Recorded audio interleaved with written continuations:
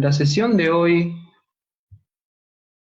vamos a hacer diseño sísmico de zapatas aisladas, pero antes quisiera hablarles un poco de la norma que fue aprobada últimamente. La norma es 030-2018. Esta es una exposición que hice en Tacna, ¿no? Donde se habla de la filosofía y los principios del diseño sismorresistente, ¿no? Esto se basa en lo que quiere lograr la norma, ¿no? Lo que tenemos que hacer es evitar pérdidas de vidas humanas, asegurar la continuidad de los servicios básicos y minimizar los daños a la propiedad, ¿no? Eso es la filosofía. Y los principios están ligados a cumplir esta filosofía, ¿no? Lo primero es que una estructura no debería colapsar ante un movimiento sísmico severo, ¿no? Ya vamos a definir lo que es un sismo severo. Y la estructura no debería causar o no debería tener grandes daños por un sismo moderado, ¿no? Y finalmente se hacen algunas condiciones para las edificaciones esenciales, ¿no? Entonces, toda edificación va a tener un espectro de capacidad, ¿no? Esta vendría a ser su curva de capacidad de una estructura. Entonces, esta curva de capacidad la vamos a dividir en límites de desempeño, ¿no? O rangos de desempeño. Entonces, el primer rango vendría a ser el totalmente operacional. Es decir, que la estructura, después de un sismo, puede ser un sismo severo, un sismo máximo, depende, se encuentra dentro de este rango totalmente operacional, es decir, que no sigue operando, ¿no? O sea, continúa el servicio que está brindando esa edificación. Ejemplo, los hospitales, ¿no? O un colegio, tiene que seguir continuando con sus actividades después de un sismo considerado como severo. El siguiente rango de desempeño es el operacional o inmediatamente operacional, ¿no? Es decir, pequeñas reparaciones que no duran más de un día y el edificio continúa operando. Se podría decir que estos dos están en el límite de estado elástico. Pasando este límite ya se encuentra el estado inelástico, ¿no? Y uno de los rangos vendría a ser el de seguridad de vida, que es el que establece la norma. Las derivas que encontramos en nuestro reglamento está dentro de este rango, o prácticamente nos define este rango, ¿no? Seguridad de vida. Es decir, las personas no tienen ningún peligro, no corren ningún riesgo de sus vidas, y la estructura es reparable después de un sismo. Pasando este rango ya encontramos el precolapso, que la estructura no ha colapsado, pero ya es muy caro reforzar o reparar, ¿no? Y finalmente se encuentra el colapso, donde la estructura ya cae, ¿no? Entonces, esta vendría a ser la curva de capacidad de una estructura que se puede transformar a un espectro de capacidad en función a sus parámetros dinámicos. Ahora los sismos. Vamos a definir lo que son los sismos. Un sismo frecuente es un sismo que viene cada 43 años, un periodo de retorno de 43 años. Un sismo ocasional o sismo moderado es un sismo que viene cada 72 años. Un sismo raro es un sismo que viene cada 475 años. Este vendría a ser el sismo que nos define la norma. La norma te habla de una probabilidad de 10% de excedencia en una vida útil de 50 años. Es decir, el sismo que nos va a esperar o que para el cual vamos a diseñar va a ser para un sismo raro, ¿no? Después tenemos un sismo muy raro que viene cada 975 años y finalmente un sismo catastrófico o un sismo máximo que viene cada 2475 años. Entonces, estas tres variables, que puede ser vida útil, probabilidad de excedencia y periodo de retorno, están relacionados mediante esta fórmula, ¿no? Reemplacen y van a hallar esos valores.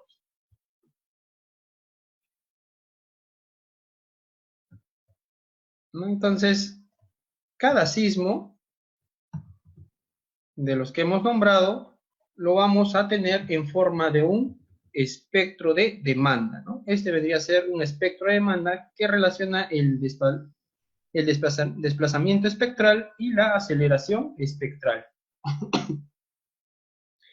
Entonces, la intersección de nuestro espectro de capacidad con nuestro espectro de demanda nos da el punto de desempeño. Y nos va a indicar si estamos en una zona elástica o en una zona inelástica, ¿no? Y donde haga la intersección, simplemente podemos ver en qué rango de desempeño se encuentra la estructura. Eso vendría a ser un análisis por desempeño. Y prácticamente la norma se basa a eso, al desempeño, ¿no? Entonces, ¿se acuerdan que dije que la norma se basa en seguridad de vida? Aquí están los límites de la deriva, ¿no? Toda estructura debería estar acá en seguridad de vida. Entonces, si relacionamos los sismos, que vendría a ser la demanda, un sismo frecuente, ocasional, raro, muy raro y catastrófico, y lo relacionamos con la capacidad, ¿no? Operacional inmediato, seguridad de vida, precolapso y colapso, podemos encontrar el desempeño de una estructura, ¿no? O un desempeño ideal. Por ejemplo, para un sismo raro, una estructura común debería estar en seguridad de vida. Para el mismo sismo raro, una estructura importante que se define en la norma tiene que estar en operacional inmediato. Y para el mismo sismo raro que se define en la norma, para una estructura esencial, puede ser un colegio, debe estar en totalmente operacional, ¿no? Entonces, la norma, ¿qué más te dice? ¿No? Que para un sismo muy raro, ¿no? Ese que viene cada 975 años, una estructura importante debe estar en seguridad de vida. Una estructura esencial en operacional inmediato y una estructura común en precolapso. Y finalmente un sismo catastrófico. Para un sismo catastrófico, la norma te indica que una estructura esencial debe estar en seguridad de vida, ¿no? Es decir, que para un sismo que viene cada 2475 años, un colegio, después de ese sismo, debe estar en seguridad de vida. ¿Alguna consulta, si tuvieran? ¿Está claro lo que es el desempeño?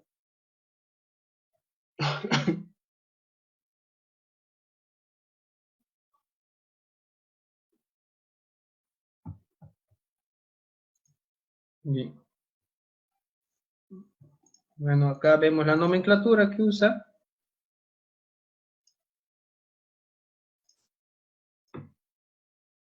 Ya. Esto es importante que sepan, que tengan el conocimiento. Ya vamos a detallar un poco más. Vamos a tocar los temas más importantes.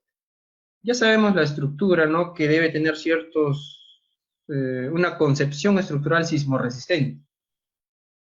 Simétrico, poco peso, buenos materiales, una buena resistencia en ambas direcciones, como puede ser una buena densidad de muros de albañilería en ambas direcciones, continuidad tanto en planta como elevación, la ductilidad, o sea, toda estructura debe ser dúctil, capacidad de deformación en el rango no lineal, debe ser rígida mediante las deformaciones permisibles, inclusión de líneas sucesivas de resistencia, es decir, la redundancia, toda estructura debe ser redundante, Es decir, debe tener varios ejes de resistencia, ¿no?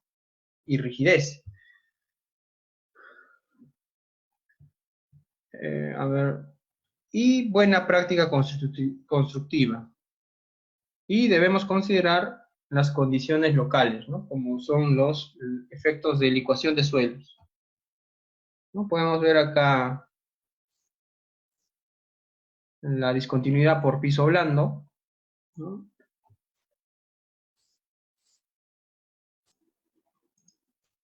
Piso blando, ya conocemos, columnas cortas, también es otro tipo de discontinuidad. Falta de resistencia en una dirección, también genera piso blando, falta de rigidez en una dirección. Esto es en el sismo de Arequipa o el sismo de Atico, esto es en Tacna, el 2001, debido a que las viviendas tan solamente tienen muros en los linderos de la edificación, mientras que perpendicular a ella no tienen muros, ¿no? No tienen densidad de muros, por lo tanto es piso débil, ¿no? También debe haber una buena separación entre un edificio y otro edificio, y un buen detallado, ¿no? En nuestras estructuras, sobre todo en las zonas de rótulas plásticas, ¿no? Y aspectos locales del suelo, ¿no? Como es la licuación de suelo.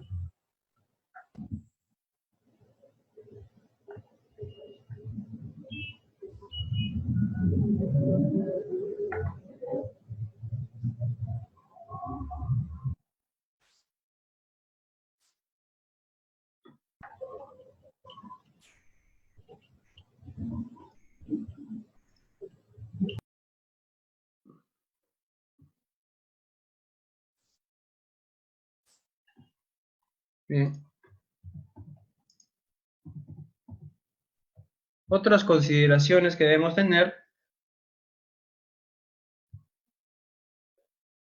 es que no es necesario considerar los efectos del sismo y del viento a la vez, ¿no? Debemos considerar el que nos genera mayores esfuerzos, ¿no? Con ese vamos a diseñar. Si tuviéramos efectos del viento y del sismo en una edificación, imagínense, por ejemplo, una malla Rachel que esté soportada de las columnas en la azotea, ¿no? Entonces genera una fuerza de viento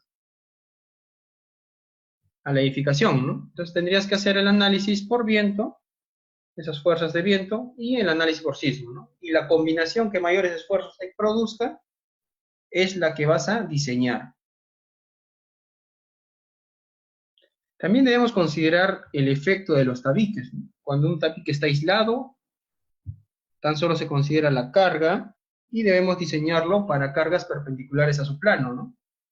Pero cuando un tabique no está aislado puede generar problemas, ¿no? Por ejemplo, se puede fisurar el propio tabique o puede generar zonas de grandes esfuerzos en elementos estructurales,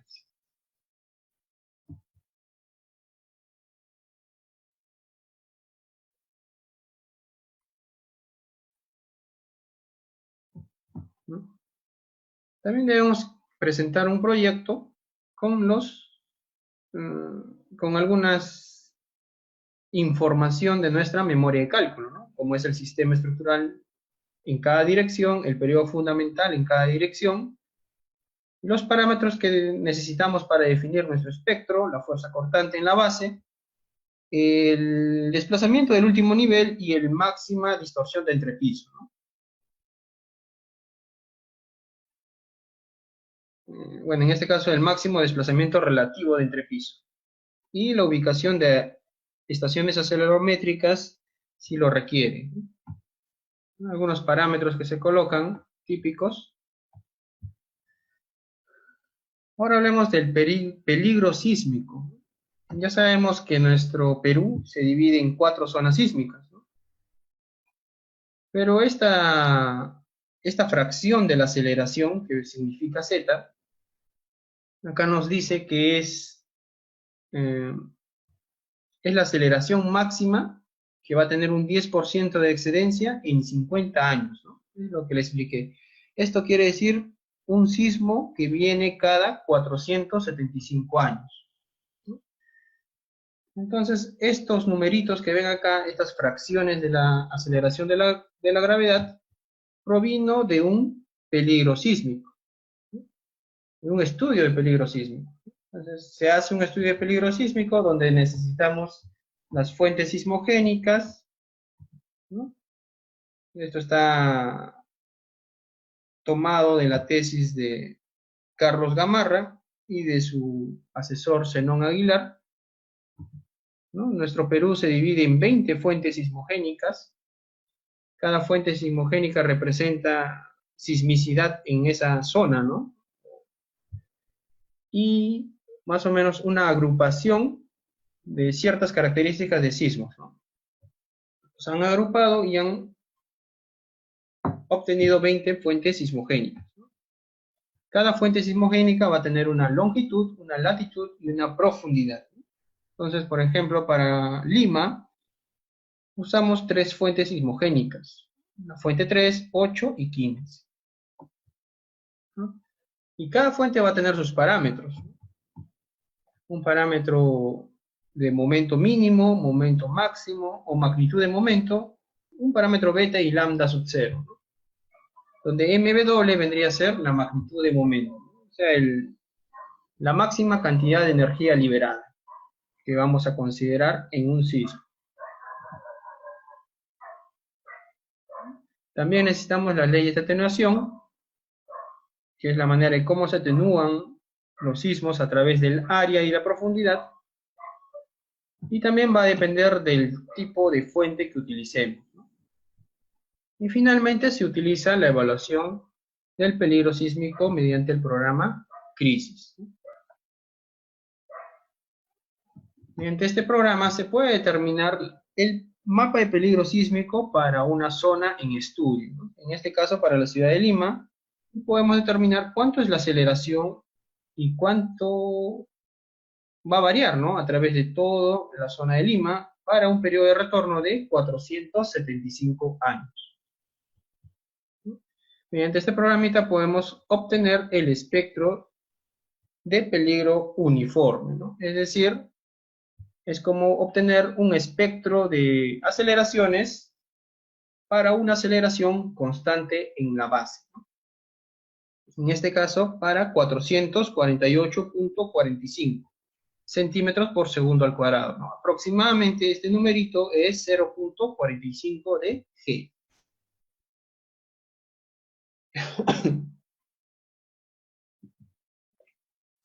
En la información brindada, lo pueden descargar, se les ha enviado lo que es publicaciones, y dentro de publicaciones se encuentra el peligro sísmico de Lima. Es el número 20, ¿no? Acá está paso a paso como un manual de cómo utilizar el programa CRISIS,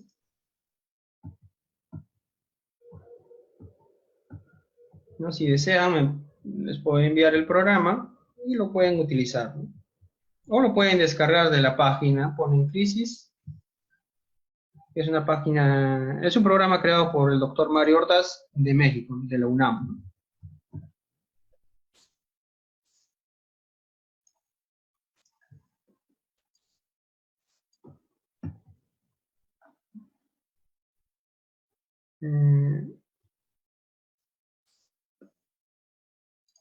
Microzonificación sísmica también se realiza. Esto generalmente lo hacen las entidades, como es el SISMIT en el caso de Lima, o universidades en las distintas ciudades del país, ¿no? Por ejemplo, en Tacna, la Universidad Privada de Tacna ha realizado estudios también de peligros de microzonificación sísmica para las zonas de Alto de la Alianza y Ciudad Nueva.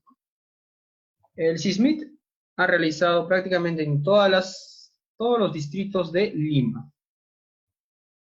Y de esta manera podemos obtener qué tipo de suelo corresponde cada zona, ¿no? Por ejemplo, la mayor parte de Lima tendría un buen suelo, ¿no? Un S1. Un S2 o un suelo intermedio tendrían también ciertos distritos, ¿no? Un suelo malo también existe, por ejemplo, en La Molina, o lo que es más abajo, Villa El Salvador, ¿no? Y un poco de por el norte también, ¿no? Y partes del Callao. Entonces, desde acá, o de este mapa, podemos obtener qué tipo de suelo, ¿no? Realmente, para obtener nuestro S, ¿no? Que es el factor de amplificación sísmica en el suelo.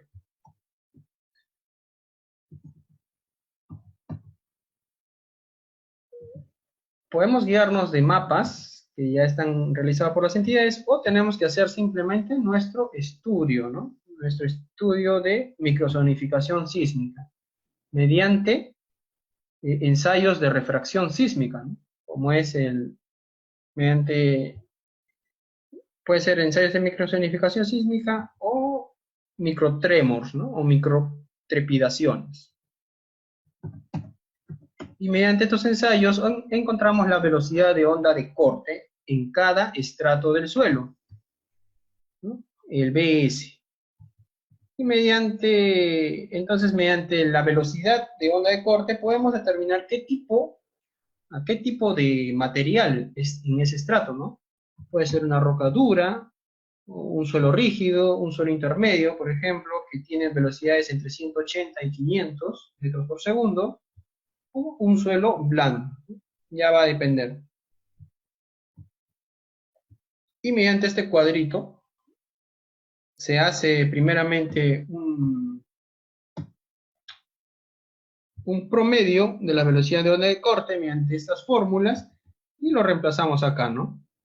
Y podemos ver si esta velocidad de onda de corte promedio es mayor que 1500, estamos en un perfil S sub 0. Si está entre 500 y 1500, es un perfil S1. Si está entre 180 y 500, un perfil S2. Y si es menor a 180, S3, ¿no?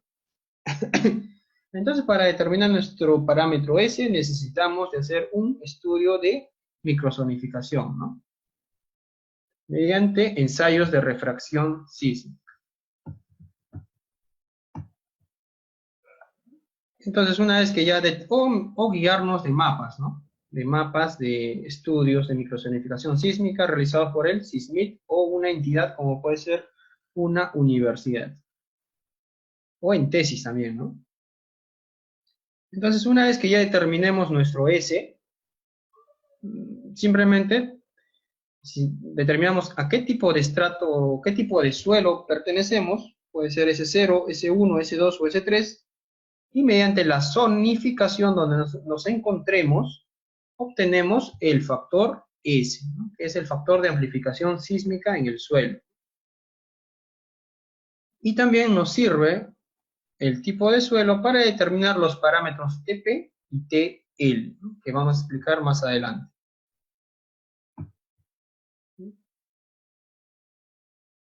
Entonces, estos parámetros TP y TL representan prácticamente puntos dentro de nuestro espectro de pseudoaceleraciones, ¿no? Que relaciona el periodo con pseudoaceleraciones, ¿no? Entonces, el parámetro TP representa la plataforma de nuestro espectro y el parámetro TL representa el comportamiento de estructuras para periodos largos. Eso lo vamos a ver un poco más adelante. Este vendría a ser como el factor S va disminuyendo a medida que el Z es más grande y el factor S es más grande a medida que el Z es más pequeño, ¿no? Por ejemplo, en la selva, donde el Z es pequeño, el S es más grande, ¿no? Acá, ¿no? Una zona 1, un S3, el S llega a ser un valor de 2. Ahora, necesitamos también para determinar nuestro espectro el factor de amplificación sísmica, ¿no? El C. El C simplemente nos da la norma tres funciones, ¿no? Que va a depender de los parámetros TP y TL. Pero estos valores de 2.5 que vendría a representar la amplificación sísmica en la estructura con relación al suelo, fue obtenido mediante tres sismos o tres registros que tienen dos componentes cada uno, ¿no? En X y en Y, o este, oeste, norte y sur. Estos sismos son los sismos del 66, Lima 66, Guará 70 y Lima 74, ¿no? Mediante estos registros se realiza un espectro de pseudoaceleraciones, ¿no? Entonces, el espectro, por ejemplo, el espectro de pseudoaceleraciones o las pseudoaceleraciones simplemente sería la frecuencia natural elevada al cuadrado por el pseudo desplazamiento, ¿no? Entonces, para un registro que nosotros tengamos a través del tiempo, ¿no? Donde este es el tiempo en segundos, este es el tiempo en segundos y esto es la aceleración en el suelo, ¿no? El U sub G. Este vendría a ser lo que nos muestra un acelerograma. Nosotros de esto obtenemos un espectro de desplazamientos, ¿no? Que relaciona periodo, también en segundos, y pseudo desplazamiento, ¿no? O desplazamiento espectral. Entonces, una vez que obtengamos el desplazamiento espectral, simplemente lo multiplicamos por la frecuencia natural elevada al cuadrado, ¿no? Y la frecuencia simplemente es, la frecuencia la podemos obtener, o el periodo va a ser igual a 2pi entre frecuencia, ¿no? De la dinámica estructural. Y de acá despejamos frecuencia, ¿no? Si ya tenemos periodo, podemos obtener frecuencia. Y con eso encontramos pseudoaceleración. En la información brindada también está ese proceso, donde acá indica evaluación numérica de la respuesta dinámica. Es el documento 1, donde podemos obtener la respuesta dinámica mediante el proceso de paso a paso de Newmark, ¿no? Y acá obtenemos un ejemplo de aplicación, reemplazamos formulitas y obtenemos la respuesta en el tiempo, obtenemos la aceleración, la velocidad, el desplazamiento y, como les dije, podemos obtener el pseudo desplazamiento y la pseudo aceleración, ¿no? El pseudo desplazamiento simplemente sería la frecuencia natural por el pseudo desplazamiento. Bueno, este vendría a ser la pseudo velocidad, ¿no? La pseudo velocidad es frecuencia natural por pseudo desplazamiento o desplazamiento espectral. Entonces lo pueden obtener de acá. Esto vendría a ser la respuesta elástica. Y los espectros estarían acá, en un documento número 5, espectros de respuesta, ¿no? Acá podemos obtener los espectros de desplazamiento, espectro de velocidades, espectro de aceleraciones, espectro de pseudo velocidades y espectro de pseudo aceleración. Acá también te indica cómo se obtuvo. Simplemente son los máximos, ¿no? Son los máximos de cada respuesta. Lo pueden leer para que puedan aprender. Entonces, con eso, con esos tres registros, se obtuvo el factor de amplificación de la estructura, el C, ¿no? Ahora, este espectro tiene una pendiente inicial, ¿no? Si se dan cuenta, que son para periodos menores a 0.2 dp. Esta pendiente inicial representa el comportamiento para estructuras de periodo corto, donde se cumple la condición de que la estructura o la aceleración en la estructura debe parecerse a la aceleración en el suelo, es decir, que la amplificación dinámica o la amplificación sísmica en la estructura debe ser 1, ¿no? Este punto representa la aceleración en el suelo. Entonces, la aceleración en la estructura en este tramo debe parecerse al suelo, ¿no? Por eso tiende a 1. Después se produce una constante, que vendría a ser la amplificación máxima de 2.5, y finalmente el decaimiento, ¿no? Según la forma, hasta un periodo TL. Y esta zona representa el comportamiento para estructuras de periodo largo, donde quiere decir que el desplazamiento de la estructura debe parecerse al desplazamiento del suelo.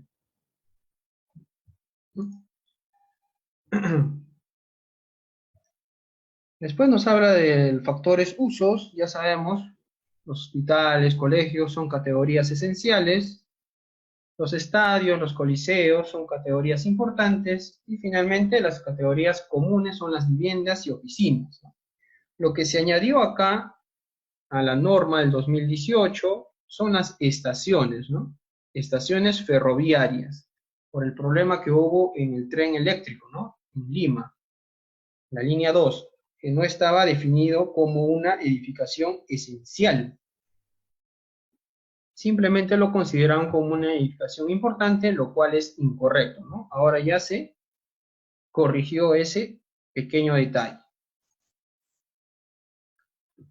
Y estos factores o estos valores 1, 1.3 y 1.5 también provienen de un estudio de peligro sísmico realizado con el programa Crisis, ¿no? Por ejemplo, en la zona de Lima, para un periodo de retorno de 475 años, mi aceleración me sale 448, ¿no? Aproximadamente.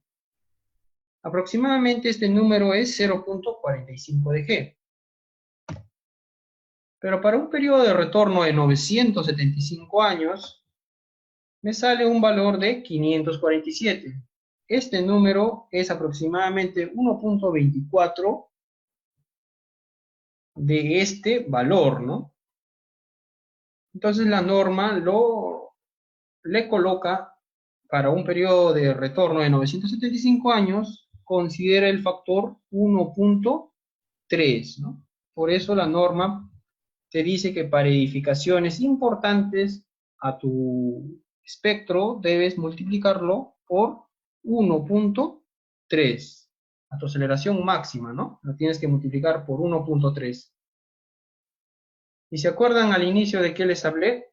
De que las edificaciones importantes tienen que continuar en un estado de seguridad de vida o en un límite de seguridad de vida para un sismo de 975 años, ¿no? ¿Se acuerdan?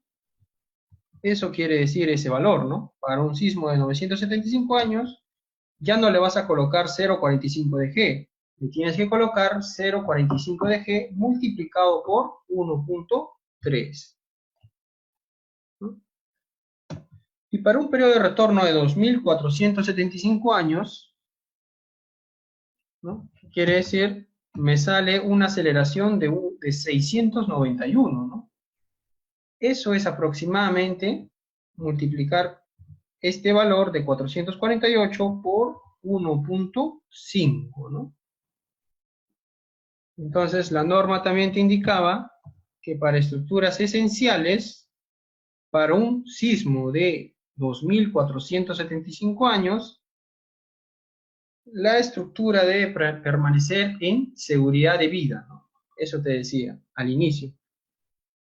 Entonces, en tu espectro o a tu aceleración máxima, en lugar de colocarle 0.45 de G, tú le colocas 0.45 de G multiplicado por 1.5. Entonces, a eso se refiere el factor uso. Está ligado al tipo de estructura, pero realmente lo que significa es el periodo de retorno o la aceleración que debe tener o la aceleración que debemos considerar para nuestro espectro, que va a depender del periodo de retorno del sismo, ¿no? Va a depender del periodo de retorno del sismo. ¿Está claro esta parte?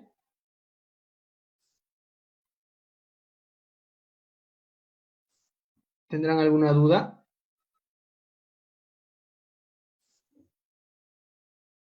Bien. Después nos habla de los sistemas estructurales para determinar nuestro R, ¿no? El R también lo necesitamos para nuestro espectro.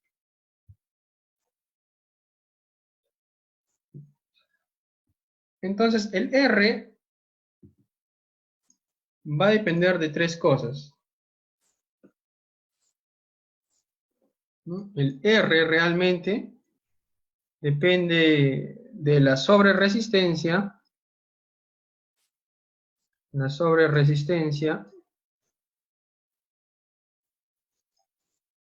que debe haber en una estructura, depende de la ductilidad también de una estructura,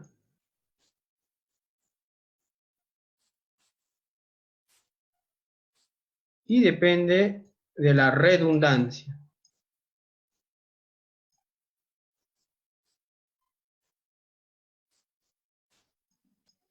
¿no? Entonces, de esas tres cosas depende nuestro R.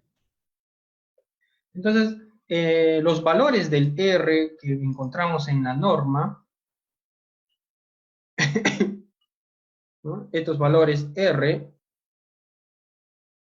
para concreto armado, por ejemplo, 8, 7, 6 y 4, la norma establece o ya afirma que estamos tratando de estructuras redundantes, ¿no? Porque no es lo mismo tener en planta un edificio con 4 columnas y sus vigas a tener un edificio con 9 columnas y sus vigas, ¿no? Imagínense un edificio en planta con 4 columnas y un edificio en planta con 9 columnas. ¿Cuánto valdría acá tu R? ¿Este R valdría 8 o este R vale 8? Si son pórticos, ¿no? Definitivamente la norma ya establece o asume que la estructura es redundante. Por lo tanto, esto es una estructura redundante, ¿no? Tiene varias líneas de resistencia. Esto, si falla una columna, prácticamente va a fallar toda la estructura, ¿no? Entonces, esto no es una estructura redundante, ¿de acuerdo? Si quieres utilizar un R acá, deberías disminuirlo. Este R no puede ser 8, ¿de acuerdo? Entonces, primeramente asumimos que la estructura es redundante. Entonces, si la estructura es redundante, solamente va a depender de nuestra resistencia y nuestra ductilidad. Entonces, el R va a ser igual al producto de un R por sobre resistencia multiplicado por un R de ductilidad, ¿no? Si asumimos que la sobreresistencia es 2, por lo tanto vamos a tener ductilidades de 4, ductilidades de 3 y ductilidades de 2, ¿no? Porque 2 por 4 es 8, esto es pórticos, 2 por 3 es 6, esto es muros, 2 por 2 son 4, estos son muros de ductilidad limitada. Entonces, a las finales, lo que depende tu R es de la ductilidad, ¿no? Mientras más dúctil sea tu estructura, mayor será el R. Mm.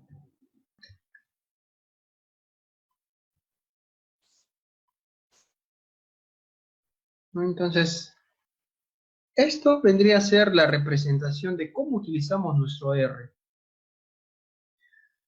La fuerza máxima elástica vendría a ser nuestro ZUCS, nuestro SUX, multiplicado por el peso, ¿no? Eso nos da una fuerza elástica, que se ve reducida producto de nuestro R, que ya sabemos que nuestro R va a depender de la ductilidad. Mientras más dúctil sea nuestra estructura, mayor será el R, ¿no? Entonces, cuando nosotros ingresamos las fuerzas sísmicas al ETAPS para el análisis, lo ingresamos con un R, ¿no? Lo cual hace disminuir esa fuerza, ¿de acuerdo? Disminuimos la fuerza mediante el factor de reducción sísmica. Después de hacer el análisis estructural en nuestro ETAPS, vamos a encontrar los desplazamientos llamados de fluencia. Esos desplazamientos de fluencia nosotros tenemos que multiplicarlo nuevamente por R, ¿no? Nuevamente se multiplica por R para obtener los desplazamientos inelásticos, ¿de acuerdo? Entonces, esta platea va a depender de nuestro R, ¿no? Mientras mayor sea el R, mayor será esta platea y mayor serán las deformaciones inelásticas de nuestra estructura. Eso es una manera simplificada que hace la norma. Realmente nuestra estructura no hace este triángulo. Nuestra estructura hace esta curva, la fuerza real, ¿no? Y eso se obtiene mediante un análisis no lineal, el espectro de capacidad o la curva de capacidad, ¿no? Entonces, de esa manera trabajamos con el R, ¿de acuerdo? Ahora, si tenemos estructuras irregulares, ya tenemos que hacer una corrección al SR, ¿no? Y lo multiplicamos por un factor de irregularidad en planta y un factor de irregularidad en altura. ¿No? Y eso va a depender de la irregularidad que tenga, ¿no? Puede tener piso blando, que ya acá tenemos que la rigidez lateral es menor al 70% del entrepiso inmediato superior, ¿no? Es decir, que la rigidez del primer piso es menor a la rigidez del segundo piso en más del 30%, ¿no? Ahí se produce piso blando, ¿no? Por ejemplo, acá, ¿no? Generalmente en estacionamientos del primer piso existe piso blando, ¿no? Y esto es una irregularidad. Este piso es más rígido que el primer piso, ¿de acuerdo? Piso blando, piso débil, que vendría a ser poca resistencia. Esto es debido a la falta de densidad de muros, por ejemplo. O esto también puede ser piso blando, ¿no? Cuando la altura es mayor en algún entrepiso. Irregularidad extrema, ¿no? Simplemente se hacen más severos o se produce esta vez la rigidez es menor al 60%, ya se considera un piso extrema de rigidez, ¿no? Una irregularidad extrema por piso blando, o también por resistencia o piso débil. Masa también es otro tipo de irregularidad cuyo factor es menor, es mayor, 0.9, ¿no? No debe haber mucha diferencia entre las masas de los entrepisos. Ya sabemos la irregularidad geométrica vertical, ¿no? Esto vendría a ser que no puede haber una disminución en planta de todo el edificio o del sistema estructural resistente a fuerzas laterales. Discontinuidad de los sistemas resistentes también, por ejemplo, esta columna o este muro es discontinuo, ¿no? Debe ser continuo, desde arriba hasta abajo. O lo vemos también en tabiques o en balcones, en aleros más que todo, ¿no? Este muro no está aislado y absorbe rigidez, por lo tanto, es discontinuo en elevación, ¿no? También es un sistema irregular. Y la irregularidad torsional también, esta vez ya es en planta, ¿no? Donde la razón entre los desplazamientos relativos, el máximo y el mínimo, es mayor al promedio de estos desplazamientos, ¿no? Relativos.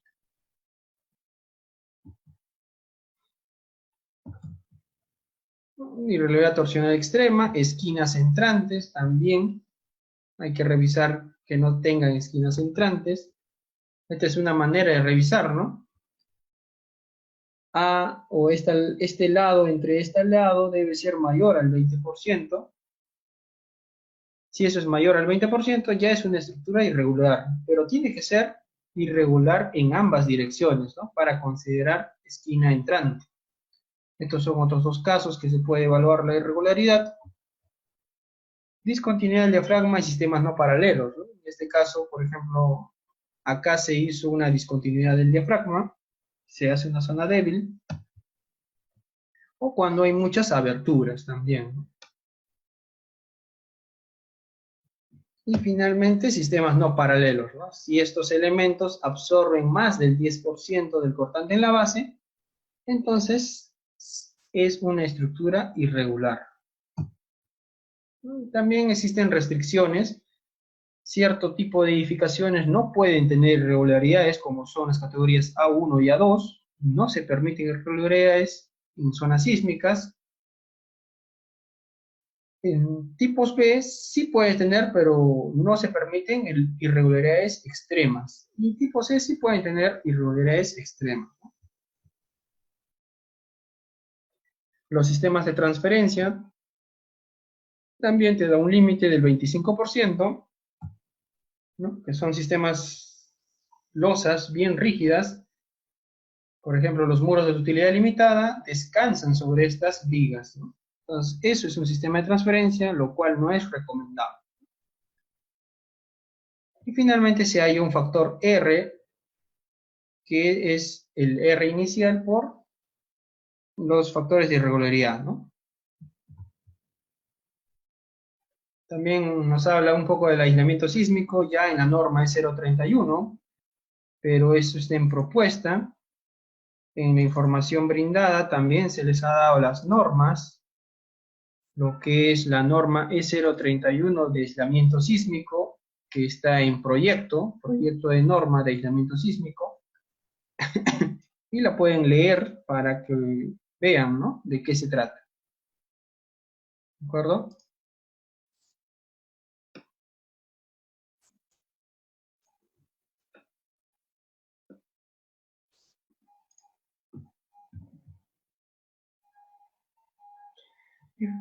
Hablemos un poco de análisis estructural. Debemos considerar una fuerza sísmica para cada dirección ortogonal, ¿no? Simplemente para la dirección X, una fuerza sísmica, y para la dirección Y, el 100% de la fuerza sísmica, ¿no? En otras normas nos hablan que a la vez debemos considerar la dirección Z, y en otras normas que a la vez debemos considerar la dirección X y Y, ¿no? Un 60%, por ejemplo. Eso hablan en otras normas. Y para la dirección Z, un 30%. ¿No? Los modelos de análisis debemos considerar para nuestro análisis sísmico inercias brutas, ¿no? Es decir, todos estos valores deben ser 1. Todas las deformaciones que existen, tanto axial, de corte, momento y torsión, deben ser 1. Nosotros no trabajamos con inercias agrietadas. Los límites de distorsión están hechos para inercias brutas, ¿no? Entonces, acá la norma te dice inercias brutas, secciones brutas, ¿de acuerdo? Se ignora todo tipo de fisuración y se ignora el refuerzo en su interior para el análisis sísmico, un análisis lineal, ¿no? Y si tenemos tabiquería, debemos considerarla, ¿no? Si no lo aislamos, tenemos que considerar en nuestro análisis la tabiquería como un puntal. El peso también ya sabemos que tenemos que utilizar, ¿no? Si tenemos ejemplo, esta es una edificación tipo B, el 100% de la carga viva, de la carga muerta, el 50% de la carga viva y el 25% de la carga en azotea. Eso nos indica acá. El 100% de la carga muerta y un porcentaje de la carga viva. Los procedimientos de análisis ya lo sabemos. Tenemos análisis lineal y análisis no lineal.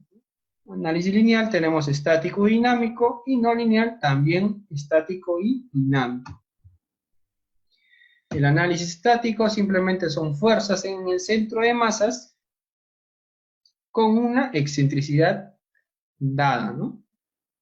El 5% de la dimensión ortogonal a la dirección del análisis, ¿no? Simplemente es un coeficiente multiplicado por el peso. Este coeficiente es el Z, que ya sabemos, el uso, el C, el factor uso, el C y el S, entre R. Ya sabemos el análisis estático. Esto nos da el cortante basal. Esta relación C entre R debe ser mayor a 0.11. Esto nos garantiza que la fuerza mínima sea el 5% del peso. La fuerza horizontal mínima debe ser mayor al 5% del peso, ¿no?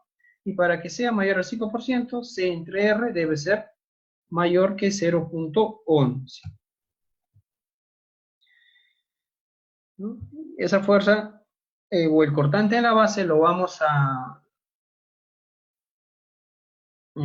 a colocar en varias fuerzas de entrepiso, lo vamos a distribuir en función a un factor alfa definido por esta expresión, ¿no? Donde K va a variar dependiendo del periodo de nuestra estructura. Si nuestro periodo es menor a 0.5, K vale 1. Si es mayor, K vale 0.75 más 0.5 del periodo. Por ejemplo, un análisis estático, ¿no? Factor zona, uso S y el periodo TP, periodo en X, en Y. También necesitamos nuestro factor de amplificación en ambas direcciones, los coeficientes de reducción sísmica, el peso y finalmente hallamos la cortante en X y en Y. Y hacemos la distribución de las fuerzas, ¿no? Estas son las fuerzas que vamos a aplicar en cada entrepiso. Ahora, para hallar el periodo, antiguamente utilizaban estas expresiones, pero ya no es necesario, porque ya podemos aplicar esta expresión, ¿no? Que simplemente lo calcula el ETABS o nuestro programa, ¿no? Cualquier programa que utilicemos, ¿no? Y cuando nosotros no consideremos el aporte de la tabiquería, debemos multiplicar nuestro periodo por 0.85. De esta manera incrementamos las fuerzas sísmicas. Por ejemplo, obtenemos los periodos de una edificación. El primer periodo es 0.518 segundos. La masa participante es el 83%. En el modo 2 no tenemos prácticamente masa participante, por lo cual despreciamos este modo 2 y nos vamos al modo 3, donde la masa participante es 0.72, ¿no? En la dirección X. Y por lo tanto el periodo es 0.32, ¿no? Y ahí obtenemos los dos periodos fundamentales, 0.58 para 0.518 para la dirección Y y 0.322 para la dirección X. Muy aparte de la excentricidad producto de el centro de rigideces y el centro de masas, debemos darle una excentricidad accidental, ¿no? El 5% de la dimensión perpendicular a la dirección del análisis, ¿no? Nosotros para un análisis estático tenemos o necesitamos de un sismo positivo y un sismo negativo, ¿no? Acá se coloca la excentricidad y acá se colocan las fuerzas laterales. Y si consideramos fuerzas verticales, solamente se debe considerar para elementos que trabajen para eso, ¿no? Como pueden ser vigas de grandes luces o vigas en voladizo.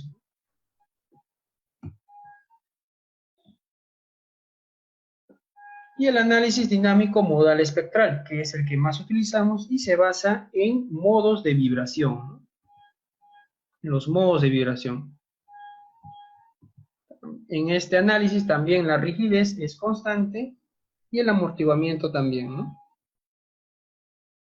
Y acá te dice que tienes que asegurar que los modos que vamos a considerar, la masa debe ser mayor al 90%, ¿no?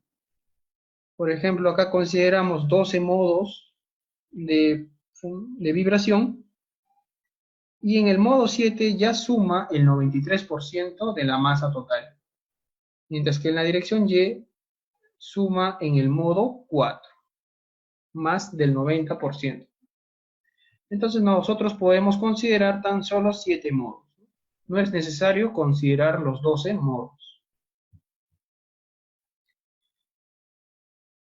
Para el análisis modal espectral necesitamos de un espectro de respuestas de pseudoaceleraciones que ya está indicado en esta fórmula,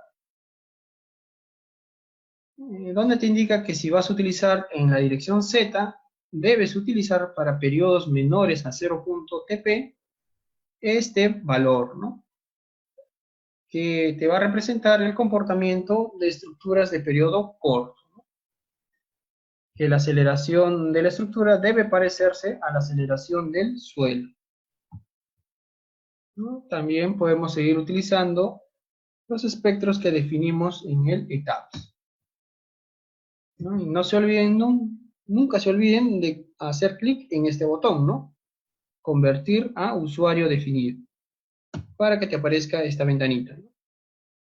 Nunca se olviden de hacer eso. Ahora he realizado una comparación de las normas. Bueno, este vendría a ser la norma del 2006 o la norma del 2018, que vendría a ser lo mismo, con la norma del 2006. Simplemente he puesto el periodo, el factor de amplificación sísmica y hallé el espectro de pseudo aceleraciones, el espectro de pseudo velocidades y el espectro de desplazamientos espectrales.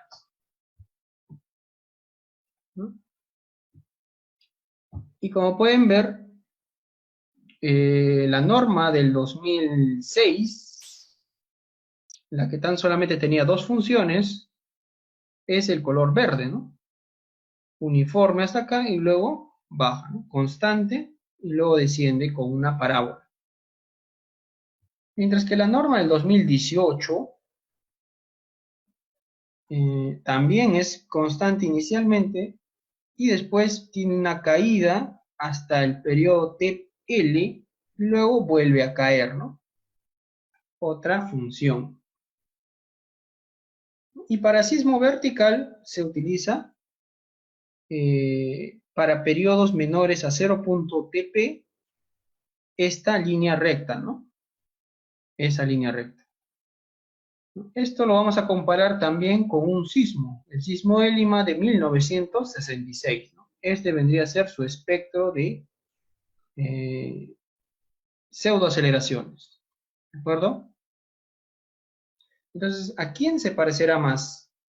No se puede notar mucho en esta, bueno, acá sí, ¿no? Esta pendiente inicial. Pero para que tengamos una mejor apreciación, vamos a hacer el espectro de pseudo velocidades, ¿no? Acá tenemos nuestro sismo de Lima, acá tenemos el verde, indica la norma del 2006, mientras que el rojo, la norma del 2018. Acá ya hay una gran diferencia, pero lo vamos a ver mejor con el espectro de desplazamientos, ¿no? Esto es el sismo, la línea azul, la línea roja vendría a ser la del 2018 y la verde la del 2006. Pues acá ya se nota una gran diferencia y una justificación a ese periodo TL, que indica el comportamiento de estructuras para periodos largos, donde el desplazamiento de la estructura debe parecerse al desplazamiento del terreno, ¿no? Del suelo, ¿no? O sea, debe ser constante acá, ¿no? Si hacemos el espectro de Lima del 66, se produce esa propiedad, ¿no? O esa norma o esa ley, ¿no? Mientras que la norma de 2006 no te decía eso, ¿no? Prácticamente era ascendiente hasta el infinito, ¿no? Lo cual es incorrecto, ¿de acuerdo? Por eso se hizo el cambio con el TL, el periodo TL, ¿de acuerdo? Bien. Y finalmente el análisis modal espectral nos da respuestas espectrales para cada modo de vibración, es decir, para el modo 1 nos da un desplazamiento, para el modo 2 nos da otro desplazamiento, para el modo 3 otro desplazamiento, ¿no? Distintos desplazamientos. Entonces al final debemos hacer una combinación modal, ¿no? Y lo podemos hacer aplicando el CQC, que vendría a ser esta formulita, o podemos aplicar el 25% del absoluto más el 75% del SRSS, de la raíz cuadrada de la sumatoria de los cuadrados, ¿no? En el ETABS, donde dice criterio de combinación modal, o el método de combinación modal, podemos encontrar el CQC, que es el que dice la norma, o podemos hacer una combinación del SRSS con el absoluto, ¿no? Ambos nos salen respuestas parecidas. También nos dice la norma que necesitamos una cortante mínima, el 80% para estructuras regulares y el 90% para estructuras irregulares del cortante basal. Debe tener nuestro cortante dinámico, ¿no? Nuestro cortante dinámico debe ser el 80% del cortante estático.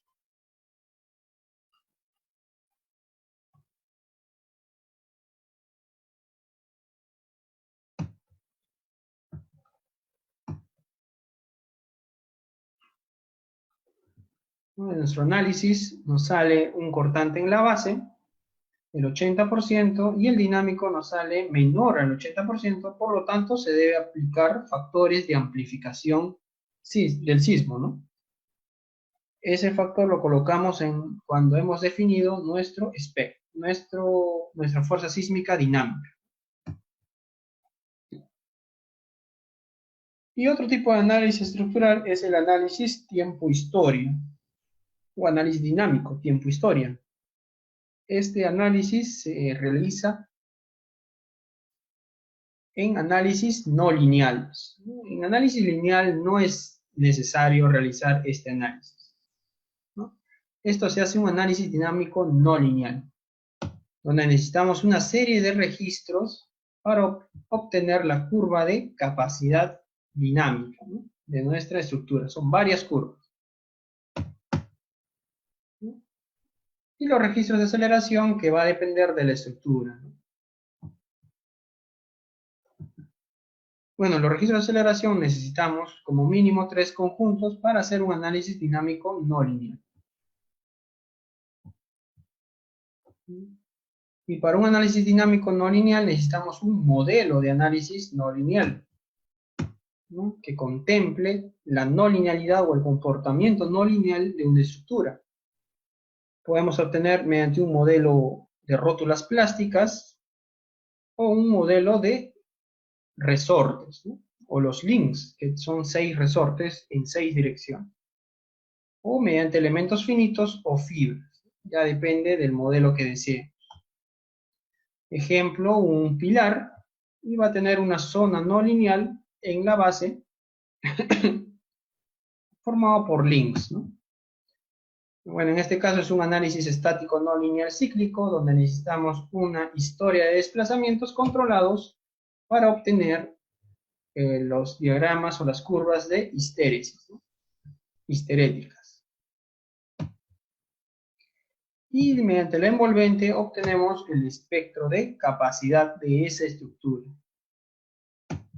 Y mediante una serie de registros de sismos, o bueno, una serie de sismos, espectros de demanda, para periodos de retornos de 475 años, 975 años y 2475 años, esta estructura se encuentra en el rango de totalmente operacional.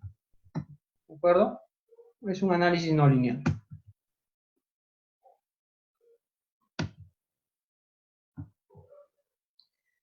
Para los desplazamientos relativos admisibles, nos dan las distorsiones, ¿no? Ya sabemos que el concreto armado es 7 por 1000, el acero 10 por 1000, albañilería 5 por 1000 y la madera 10 por 1000. Utilidad limitada, 5 por mil. Eso también lo podemos obtener de nuestro análisis, en el DRIF. Y finalmente nos habla de la junta de separación.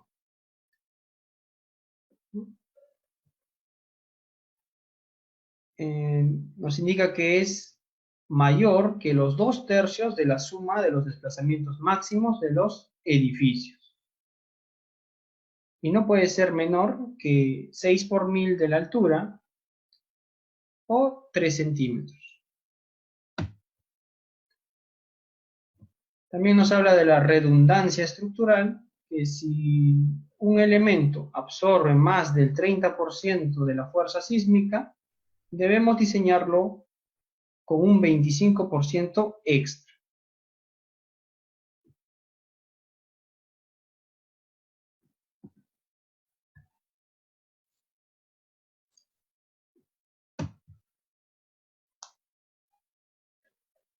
Los elementos no estructurales también nos nombra la norma y se basa en una fracción del peso nuevamente.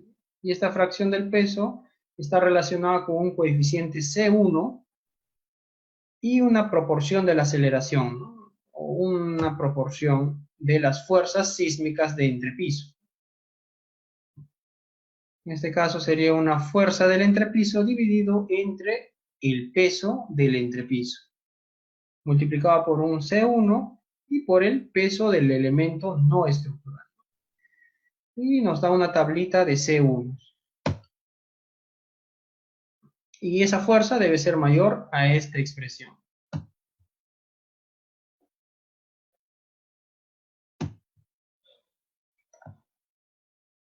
Por ejemplo, para albañilería, para elementos no estructurales, los tabiques, que se diseñan para cargas perpendiculares a su plano, la norma del 2006 nos decía esta expresión, ZUC1 por P, donde los C1 eran bajos, ¿no? Valores bajos, de 0,6 a 1,3.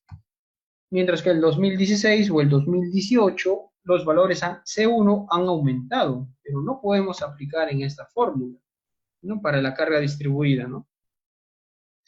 Por lo tanto, se hace o se debe elaborar una nueva fórmula, ¿no?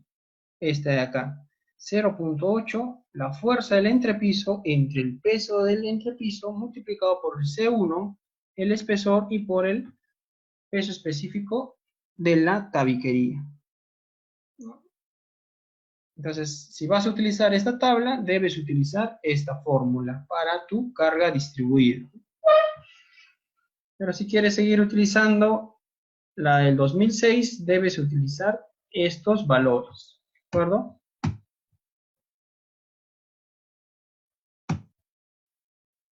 Bueno, acá también nos nombra un poco de las cimentaciones, que es el tema de hoy, ¿no? Donde nos indica que las presiones se debe realizar por esfuerzos admisibles, es decir, por cargas de servicio, lo cual indica que debemos utilizar fuerzas no amplificadas. Y como en la fuerza sísmica ya viene amplificada, debemos multiplicarlo por 0,8. 0,8 significa 1 entre 1,25, ¿no? Porque el factor de amplificación del sismo, bueno, para la combinación, para el diseño de valores amplificados es 1,25. Y como el sismo ya viene amplificado, debemos quitarlo. Es decir, nuestro sismo para el análisis de una cimentación debemos disminuirlo dividiéndolo entre 1,25 o multiplicándolo por 0,8. La capacidad, por tanto, se obtiene mediante un estudio de mecánica de suelos. Si queremos revisar el volteo por sismo, debe ser mayor que 1,2, debido a que el sismo es ocasional nomás, ¿no? No es permanente.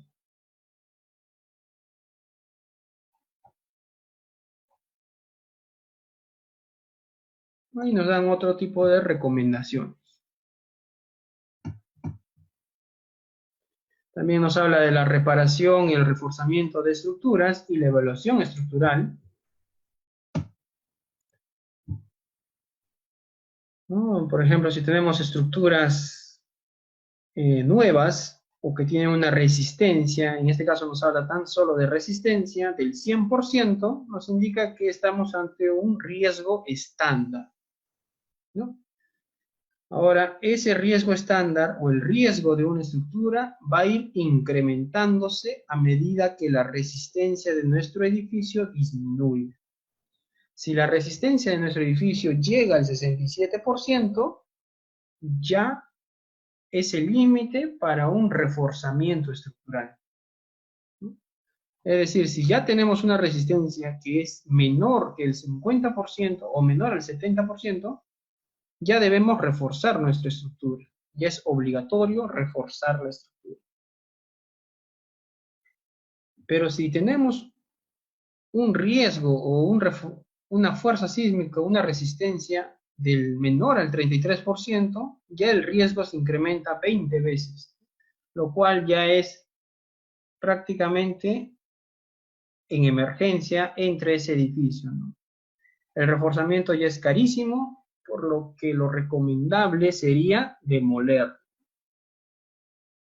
Entonces nos podemos guiar de esta gráfica cómo ver el reforzamiento de una estructura. Y ahora un reforzamiento lo debemos hacer para 10 años, 20, 30, 40 o 50 años de más, ¿no? El periodo de vida útil de una estructura o de un edificio debería ser de 50 años, ¿no? Entonces, si este es el porcentaje de riesgo sísmico, digamos,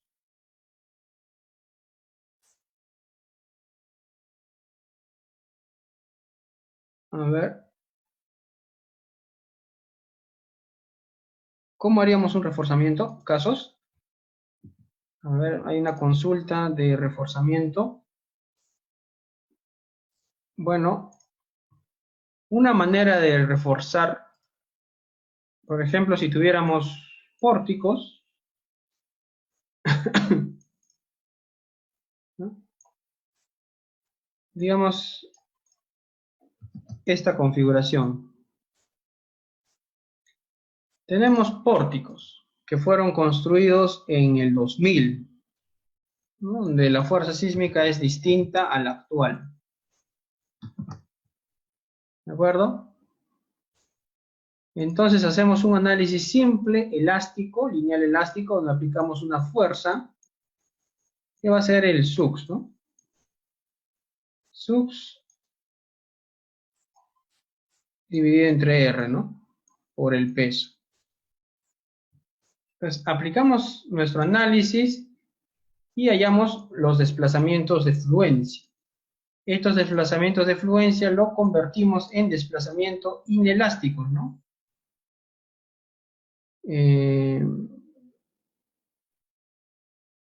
Digamos, desplazamientos últimos le podemos llamar, donde simplemente sería multiplicar 0,75 TR por el desplazamiento de fluencia, ¿no?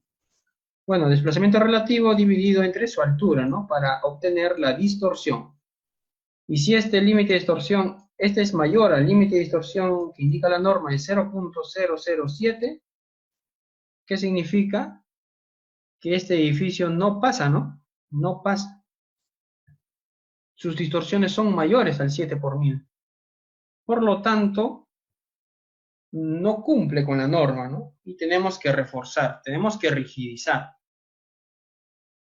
Entonces, tenemos dos maneras de reforzamiento.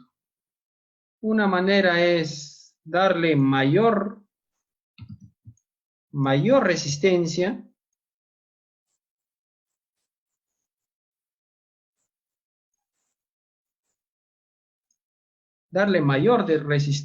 es decir, que nuestra resistencia sea mucho mayor a la fuerza sísmica, y eso se logra mediante la adición de placas de concreto armado, ¿no? tú colocas placas simplemente de concreto armado, digamos por acá, ¿no? O bueno, para hacerlo, para que no te afecte en la cimentación, lo recomendable es hacerlo por el medio, ¿no? Placas de concreto armado. Eso es una manera de reforzar. Lo, lo que haces es simplemente darle mayor resistencia que la fuerza sísmica. ¿De acuerdo? Otra manera de reforzar sería darle mayor ductilidad.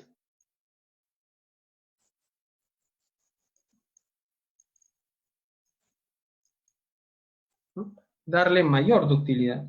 Y eso se logra mediante encamisetado, ¿no? Encamisetado. Tú encamisetas y generas nuevas secciones de concreto armado, ¿no? Nuevas columnas prácticamente, que encamisetan a las columnas antiguas.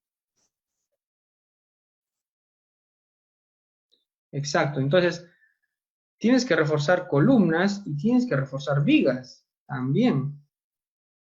Entonces tienes que encamisetar todo, ¿no? De esta manera generas nuevos pórticos y tienes que colocarle bastantes estribos para darle mayor ductilidad, ¿no? ¿De acuerdo? Esas son las dos maneras de reforzar una estructura. Bien sea por resistencia mediante la adición de placas de concreto armado o mediante ductilidad añadiendo nuevos elementos de concreto armado, ¿no? Mediante encamisetados. ¿De acuerdo? Bueno, estas son estaciones acelerométricas. Listo. ¿Tendrán alguna consulta?